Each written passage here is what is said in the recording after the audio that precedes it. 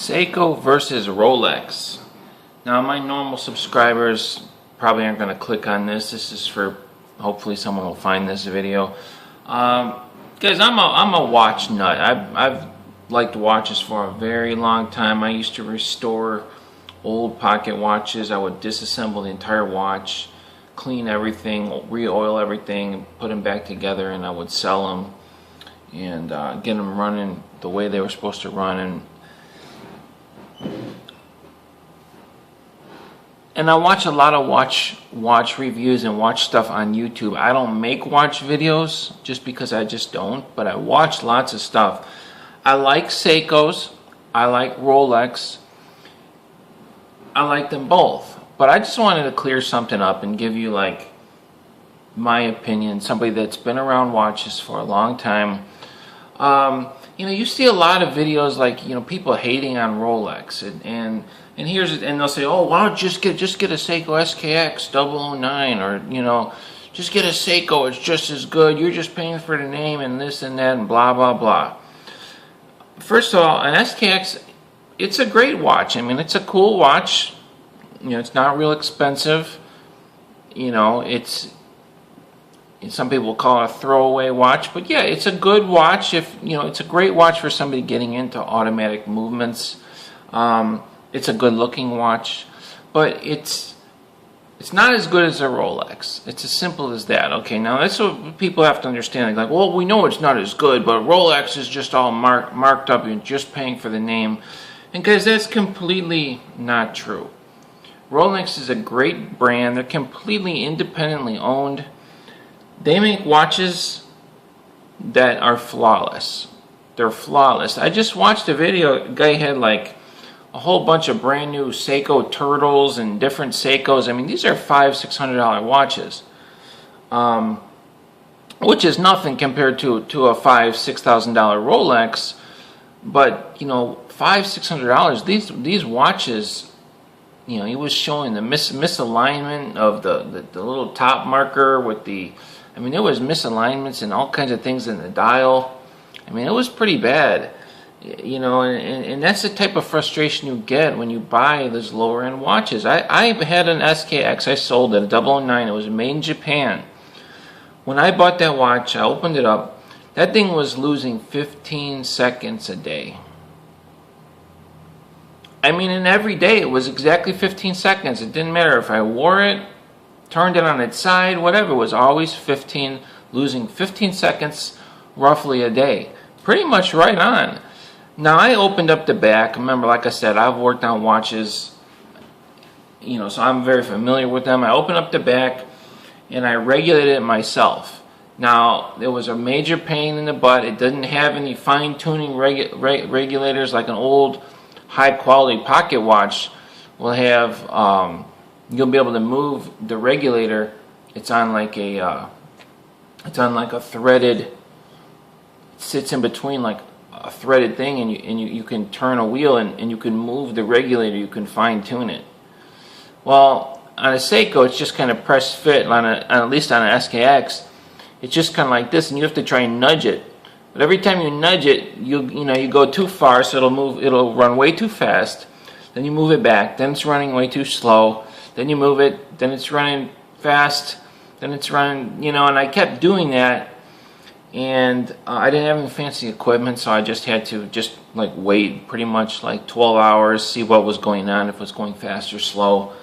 Usually I could tell, you know, after a few hours, you know, if it needed to be moved or whatever. And then it was running 20 seconds fast. I'm like, man, we were going 15 seconds slow, now we're going 20 seconds fast. And then I just got lucky. I adjusted it and I checked it, and I'm like, you know, it was after like I went out, came back 6 hours later, and you know, it hadn't lost a second, you know. And that thing, after like 3 days, was running plus 3 seconds, and you know, and so I don't know exactly what it was doing, plus 1, plus 2 seconds a day. You know, but that was a royal pain, and it didn't come like that. So your average person probably wouldn't have been able to do that. And I mean, I'm kind of getting off topic a little bit, but what I'm saying is, Seiko, people say, oh, you're paying for the brand. I'm saying, look at what all the trouble I had to go to, you know, to get this to work properly. And, you know, you don't get that with a Rolex. You buy a Rolex, it runs great, it's perfect. You know, you don't get that aggravation. Like I said, the misaligned dials, and, you know, that we've seen there, the videos are on YouTube. And like, man, can you imagine if you paid $600? I would never order one of those watches. I don't know where I would go to buy one, but I would never order a watch like that. I would never spend $600 for a Seiko. You know, my advice would be to go with the lower end. You know, there's Seikos for $80, $100. You know, so you're not wasting your money. But the proof that Rolex is not, it doesn't cost too much. Okay, you get what you pay for, and the proof of that is a Grand Seiko. It's a watch called a Grand Seiko. If you're not familiar with it, it's a Seiko, but it's a very high-end Seiko. It's very accurate. It's every bit as good as a Rolex. Look, the movement's a little bit more complicated, but I won't get into a whole big thing. But a Grand Seiko, what's a Grand Seiko cost? $5,500? What's a new Rolex Explorer cost? $6,000 or a little under? So it's about the same price. You know, so that proves you get what you pay for. You're not just paying for the name. That is the proof of it. You have a Grand Seiko. It says Seiko on it. You're buying a Seiko. You're spending just as much money as for the Explorer 2. Now, somebody might argue that the Grand Seiko is a better watch. You know, that's a debatable thing. You know, technically it maybe is, but I tell you what, if I was going to an uninhabited island, I would rather bring a brand new Rolex. I'd bring a brand new Rolex Submariner, no date, with me. And say I had to go to an uninhabited island, I was going to be there for 10 years. I would have more faith that Rolex Submariner, no date, or even just a Rolex Explorer would be running when they came to get me 10 years later.